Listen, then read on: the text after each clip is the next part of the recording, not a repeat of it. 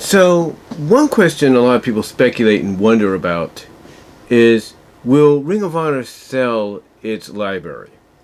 Now, we know Ring of Honor, as I've talked about and many others have talked about, is going on hiatus after Final Battle this December. And a lot of the contracts that go through this year will not be renewed. A lot of the talent contracts. And any contracts that go into 2022 and beyond will expire around March 31st.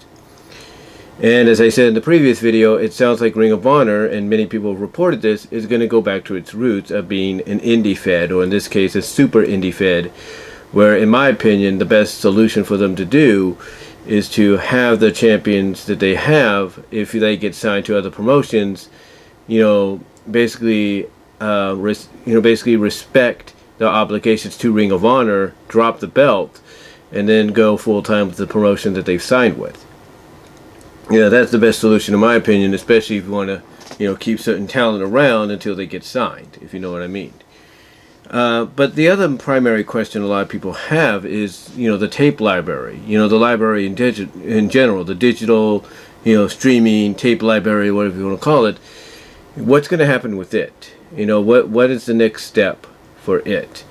Now, there have been a lot of speculations here and there whether or not it is for sale. Some reports have said that it is. Others, like Brian Alvarez and a few others alongside him, have said it isn't.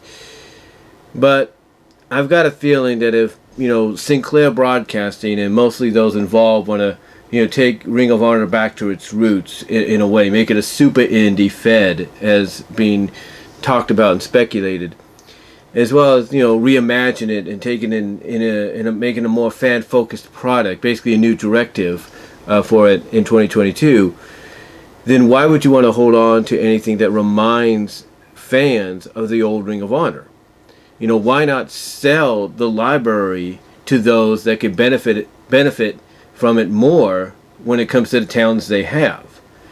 For example, WWE, on many occasions, when they've shelled out the money, have been able to utilize pictures and video, and sometimes even add as bonus features to DVDs and Blu-rays focused on certain superstars. They've been able to add matches from Ring of Honor or clips from Ring of Honor, for those DVDs, or those Blu-rays. A good example is, ironically, CM Punk, who's back with, in wrestling thanks to AEW. When, they did the best in the world thing for him, what did WWE do? WWE went, they talked to make this DVD happen. They went and talked to Ring of Honor, and they were able to get footage from Ring of Honor. The same with Seth Rollins, when he was Tyler Black. Daniel Bryan Danielson. The list could go on.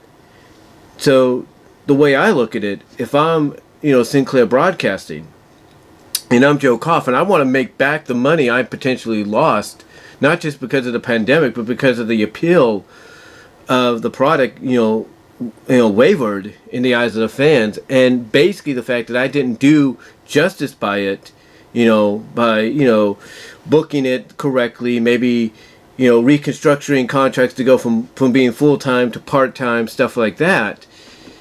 If I want to make that money back, that in a way I spent for a good reason, to keep everybody safe and keep people employed and all that, which could be commended.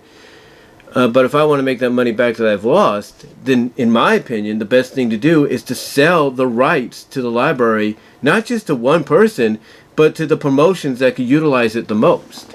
Like, if a promotion has someone like, what I'm trying to say is, let's say a promotion like, let's say AEW, they have the Young Bucks, they have Omega, they have Rhodes, they have Hangman Adam Page, they have Bryan Danielson, they have Kenny Omega, they have CM Punk. You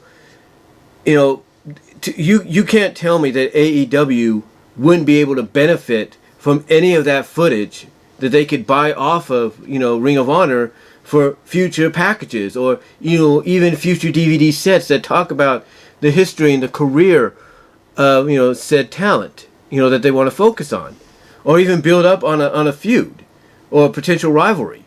Like, everybody wants to see Punk versus Danielson in some capacity down the line in an AEW ring, knowing that they'll be able to do a lot more than they did in WWE.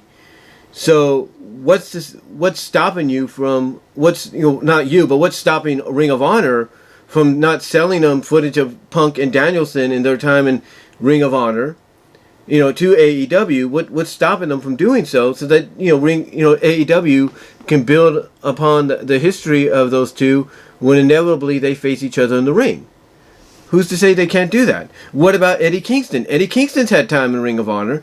Why not have, you obviously have footage of him, so why not you sell that footage to AEW so that they can build on something for Eddie Kingston?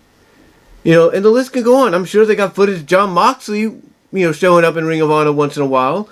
You can't tell me they wouldn't be able to benefit from that, because they would. And with the talk of Kevin Owens, showing up in AEW next year as Kevin Steen, you can't tell me they wouldn't want to benefit from that either. The point I'm getting at is AEW, they got Ring of Honor alumni under the belt right now.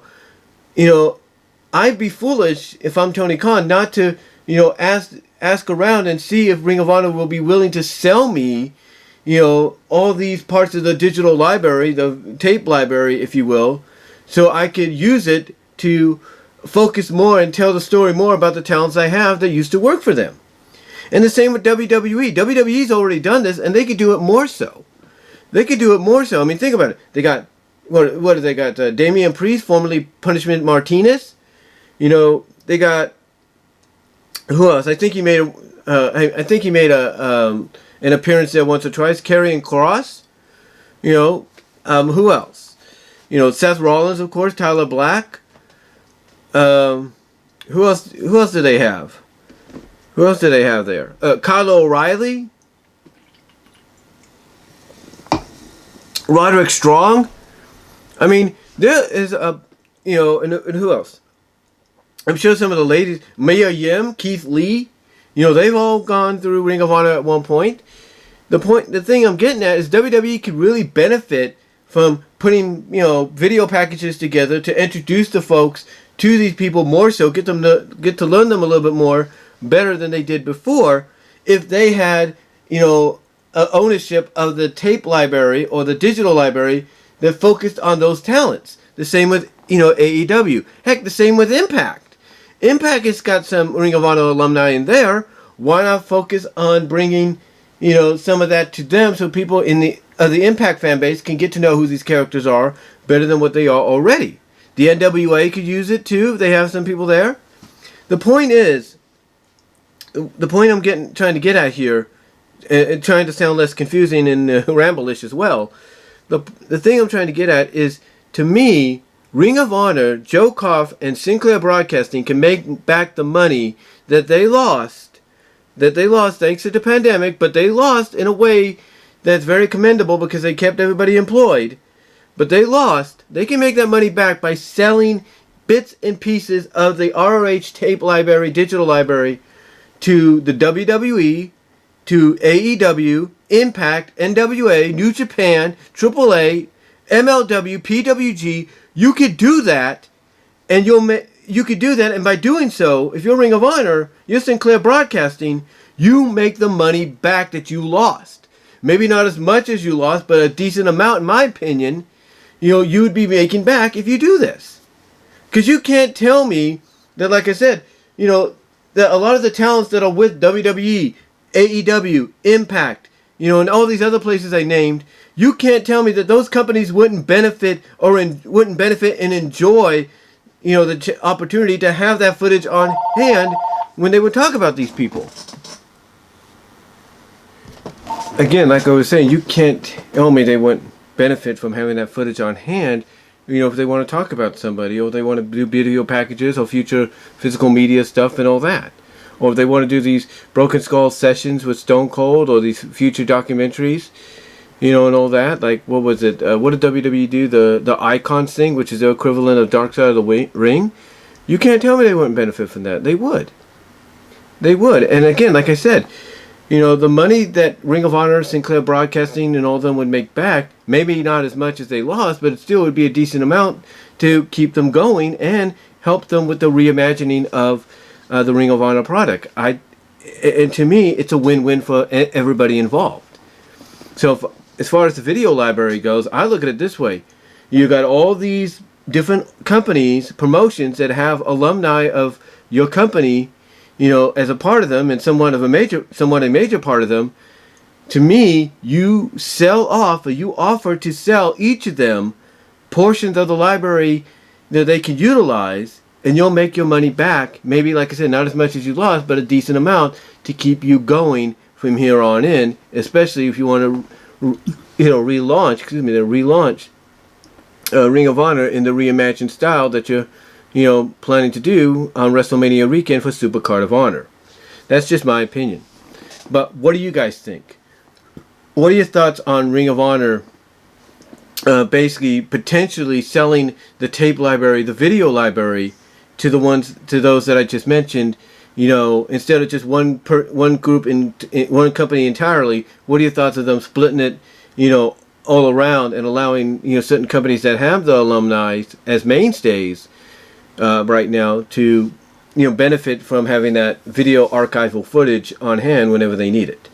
What are your thoughts? Comment below, live chat during the premiere, like the video. Like to check out my Teespring store. Also check me out at BW Rose's Discussions on all your favorite audio podcast locations except for Pandora. Also check me out at BW Roses on Patreon. Also check me out at Venmo if you want to donate there, as well as check me out at BW Roses on Vimeo as well. So until next time, guys, I will talk to y'all later.